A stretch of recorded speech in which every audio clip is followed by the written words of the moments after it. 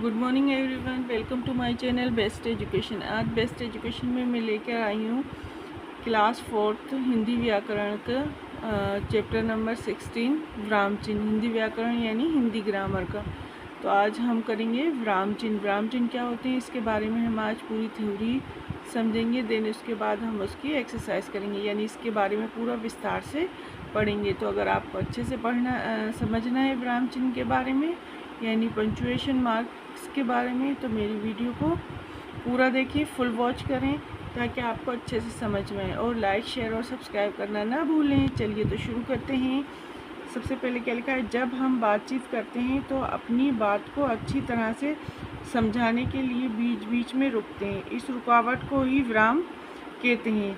विराम यानी रुकना। लिखते समय अपनी बात को सही ढंग से समझाने के लिए जहाँ रुकते हैं वहाँ कुछ चिन्हों का प्रयोग करते हैं, उन्हें हम क्या कहते हैं, विराम चिन्ह। यानी जब हम लिखने में जहाँ रुकते हैं, ठहरते हैं, वहाँ पर हम जो चिन्ह यानी साइन का उपयोग करते हैं, जो निशान का उपयोग करते हैं, उनको ही हम विराम चिन्ह कहते हैं।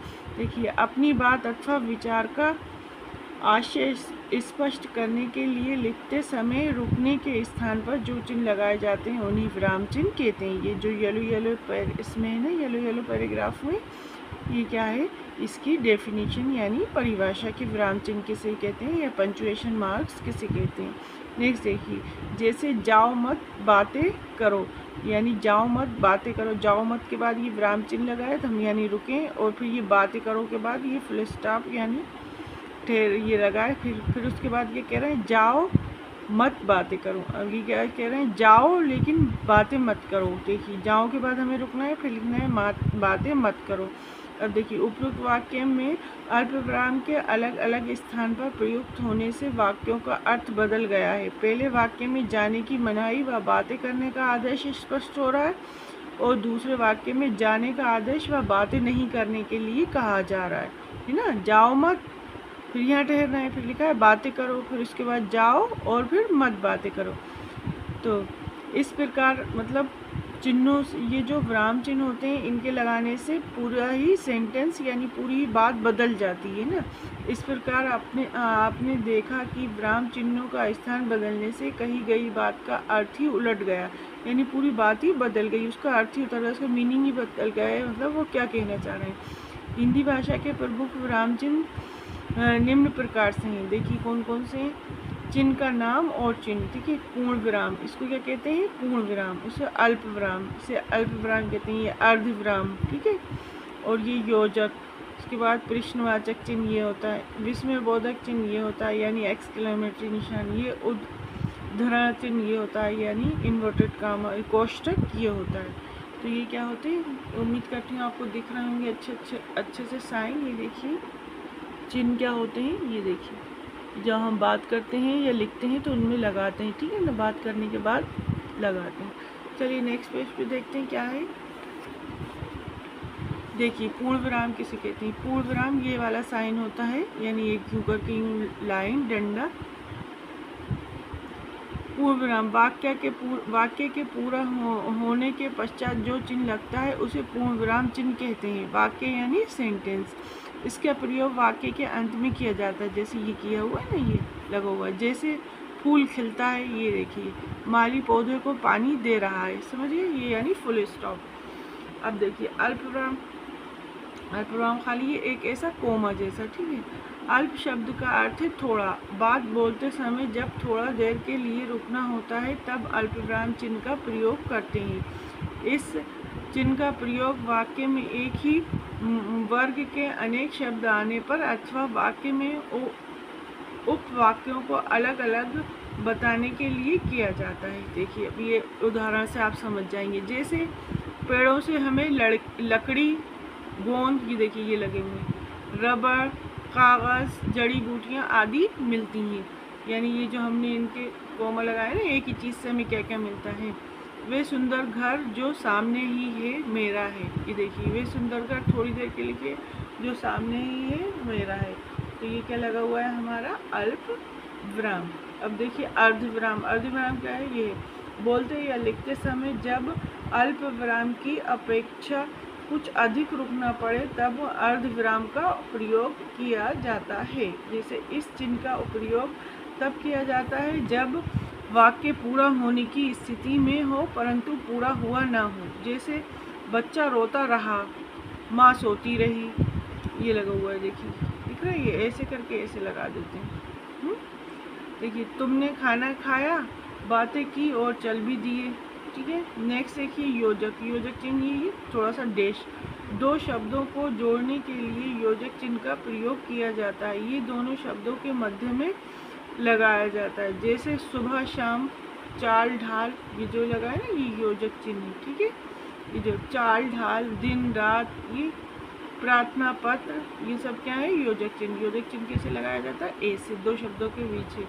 ठीक है, जैसे ये लिख दें यहाँ जब तब, जब तब, ये लगा बीच में योजक चिन्ह लगा। अब देखिए प्रश्नवाचक चिन्ह, ये होता है प्रश्नवाचक चिन्ह।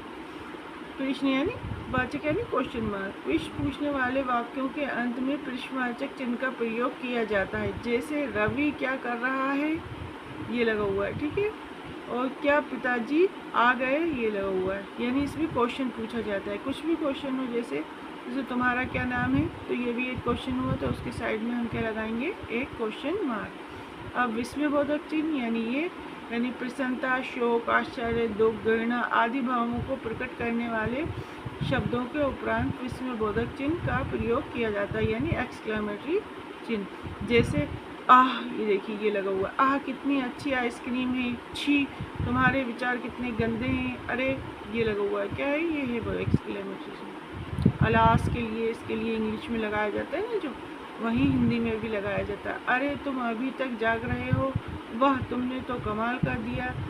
अब next turn on the page, next page पे देखते हैं क्या है हमारा। ये देखिए, ये कौन सा, उद्धरण चिन्ह यानी इन्वर्टेड कॉमा। ये देखिए उद्धरण चिन्ह, ये देखिए ये ऐसे लगाया जाता है, किसी भी ऐसे ऐसे। ठीक है, किसी के कहे गए कथन को ज्यों का त्यों या उन्हीं शब्दों में व्यक्त करने के लिए उद्धरण चिन्ह का प्रयोग किया जाता है, यानी वो इन्वर्टेड कॉमा में। जैसे अध्यापक ने कहा कल विद्यालय में अवकाश है, तो ये देखिए ये लगा हुआ इन्वर्टेड कॉमा, यानी ये किसने कहा, अध्यापक टीचर ने कहा कल विद्यालय में अवकाश है, तो ये इन्वर्टेड कॉमा में। माँ कह रही थी कल मुझे जल्दी उठना है, ये देखिए ये इन्वर्टेड कॉमा। अब कोष्टक चिन्ह, ये क्या है, कोष्टक चिन्ह। किसी बात को अथवा कठिन शब्द के अर्थ को स्पष्ट करने के लिए कोष्टक चिन्ह का प्रयोग किया जाता है। क्या, किसी बात को अथवा कठिन शब्द के अर्थ को स्पष्ट करने के लिए कोष्टक चिन्ह का प्रयोग किया जाता है। जैसे मुझे बाल्यकाल में झूलना अच्छा लगता था। जैसे अब हमें बाल्यकाल को बताना है कि ये क्या है, इसका मतलब है बचपन, तो ये हमने कोष्टक में करके लिख दिया।